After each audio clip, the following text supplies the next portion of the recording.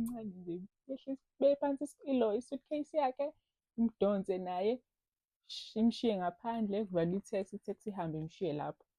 Bese bayafika-ke laba be-van abazomlanda, bakhulume nalowo driver.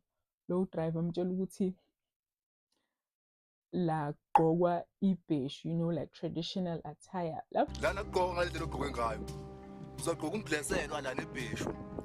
Ulusa izinkomo. Awubaba. Naye akayigqokile lezi zinto ayishoyo. Mina ngu-JT bengizobuza ukuthi hawu, pho indaba wena ungayigqokile lezo zinto engithi owala. Kodwa I get it, benza nje yabo small talk. Angene evenini ngemuva imise la ezomshiya khona, shuthi cha kuyagitshelwa la, ufike wehlele ngetheksi uphinde uqashe imoto ezokuyisa esitobhini sakho-ke manje. Then imshiye la ekumele imshiye khona.